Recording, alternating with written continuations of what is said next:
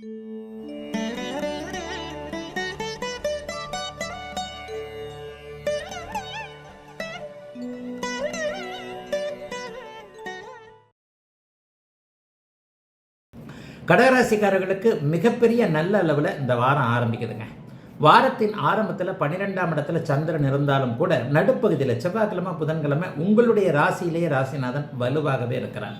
வாரம் ஞாயிற்றுக்கிழமை பார்த்தீங்க அப்படின்னு சொன்னால் அவர் சந்திரனோடு, அதாவது குருவோடு சேர்ந்து குரு சந்திர யோகத்தில் இருக்கிறார். 2 விதமான யோகங்கள், அதாவது சந்திர மங்கல யோகம் என்று சொல்லப்படக்கூடிய செவ்வாய்க்கு, உங்களுடைய ராஜயோகாதிபதியாகிய செவ்வாய்க்கு நீச்சபங்க ராஜயோக அமைப்பை கொடுக்கக்கூடிய அமைப்பு கடகராசிக்காரர்கள் எல்லாருக்குமே இப்போ ஆரம்பிக்குது.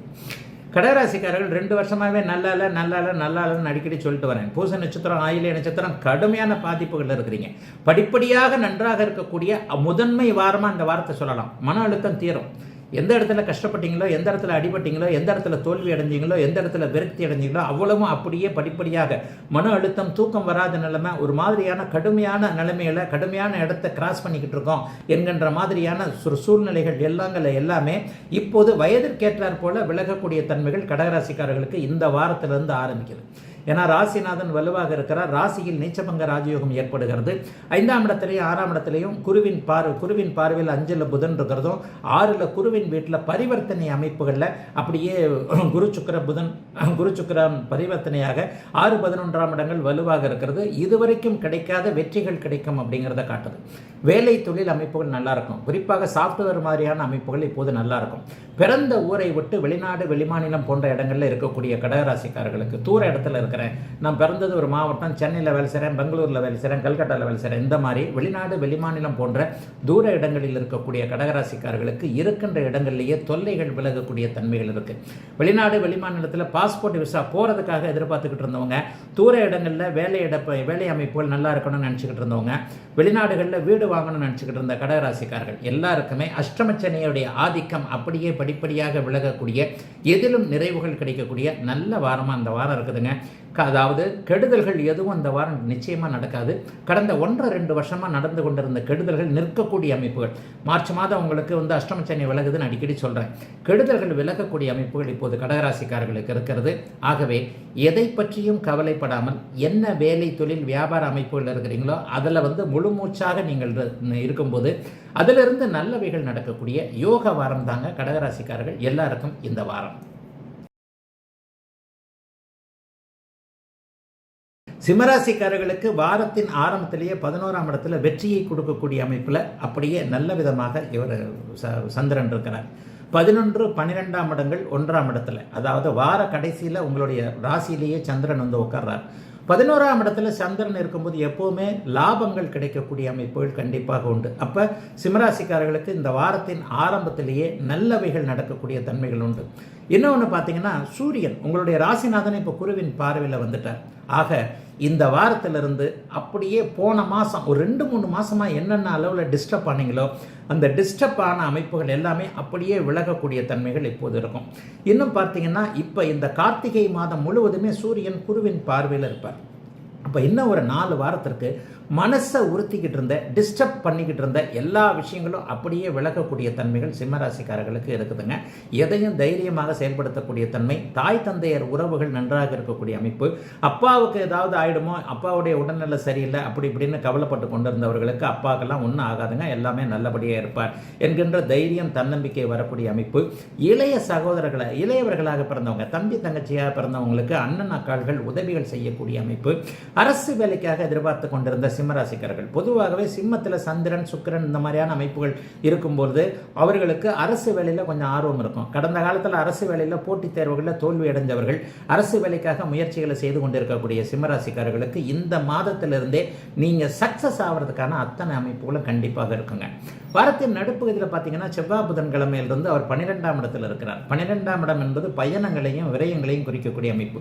வீட்டுக்கு பொருள் வாங்கக்கூடிய அமைப்புகள் பெரியவர்களுக்கு வயதுகளுக்கு ஒரு 40-50 வயதுகளில் இருக்கக்கூடியவர்களுக்கு வீட்டுக்கான பொருள் ஏசி வாங்குறது, ஃப்ரிட்ஜு வாங்குறது, வீட்டில் மனைவி வந்து கிரைண்டர் கேட்டாங்க, ஸ்டவ் கேட்டாங்கன்ட்டு வீட்டிற்கு தேவையான ஒரு பொருளை வாங்கி கொடுக்கக்கூடிய தன்மைகள் சிம்மராசிக்காரர்களுக்கு வாரத்தின் நடுப்பகுதி 2 நாள் உண்டு. அதாவது காசு பணம் செலவாகும்.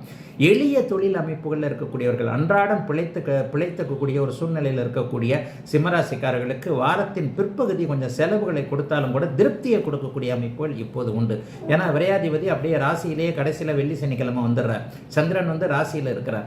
சந்திரன் ராசி தன்மையில் இருக்கும்போது 7ஆம் இடத்தை பார்ப்பார் என்பதால் வார கடைசியில் நட்புகள் கை கொடுக்கக்கூடிய, உறவுகள் நன்றாக இருக்கக்கூடிய ஒரு நல்ல வாரமாகவே அமைந்திருக்குங்க சிம்மராசிக்காரர்கள் எல்லோருக்கும் இந்த வாரம்.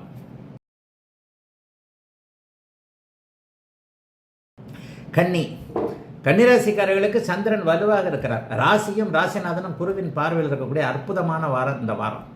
எல்லாம் தொட்டது தொடங்கும். மிதுன ராசிக்காரங்களுக்கும் கன்னிராசிக்காரங்களுக்கும் சூப்பர் டைம்னு சொல்லுவேன்.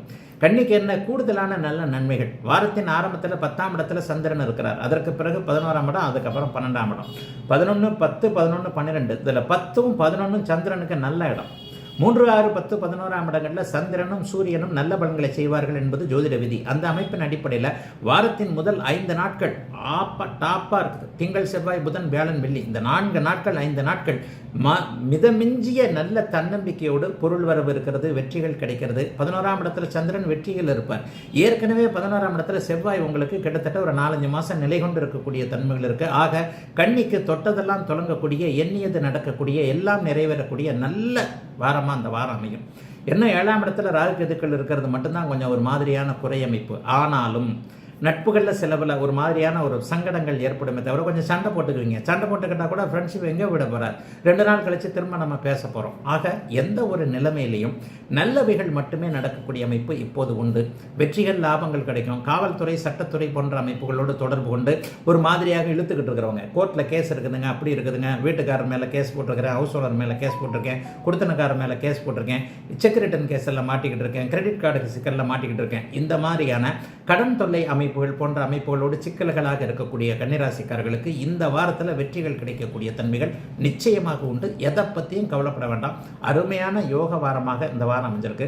பெண்களுக்கு சிறப்பு நன்மைகள் இருக்கும். சோஷியல் மீடியாவில் பேர் வாங்கணும், ஃபேஸ்புக்கில் பேர் வாங்கணும், இன்ஸ்டாகிராமில் பேர் வாங்கணும் என்கின்ற மாதிரியான ஒரு சோஷியல் மீடியாவில் ஆர்வமாக இருக்கக்கூடிய புத்திசாலி இளைய பருவத்தினரான கன்னிராசிக்காரர்களுக்கு உங்களுடைய எண்ணம் போலவே ஏதாவது பேரு புகழ் கிடைக்கக்கூடிய அமைப்பு இந்த வாரத்தில் உண்டு. ஒரு நல்ல விஷயத்தை செஞ்சு அதன் மூலமாக பாராட்டு வாங்குவீங்க. அந்த பாராட்டு உங்களை சுற்றி இருக்கிறவங்களா இருக்கலாம், அல்லது வெளிய அளவில் ஒரு ஸ்ப்ரெட் ஆகிற அளவில் பெரிய அளவில் இருக்கலாம். அவரவருடைய தசாபுக்தி அமைப்புகளின்படி நல்லவைகள் நடந்து அதன் மூலமாக பேர் வாங்கக்கூடிய தன்மைகள் கன்னிராசிக்காரர்களுக்கு உண்டு. லாபங்கள் கிடைக்கும், வரவுகள் இருக்கும், வேலையில் நிம்மதி இருக்கும், தொழிலில் நிம்மதி இருக்கும், எதையும் சக்ஸஸ் பண்ண முடியும். சொந்த வாழ்க்கையில் இதுவரைக்கும் இருந்து வந்த சில பல கஷ்டங்கள் எல்லாம் விலகக்கூடிய நல்ல வாரம் கன்னிக்கு இந்த வாரம்.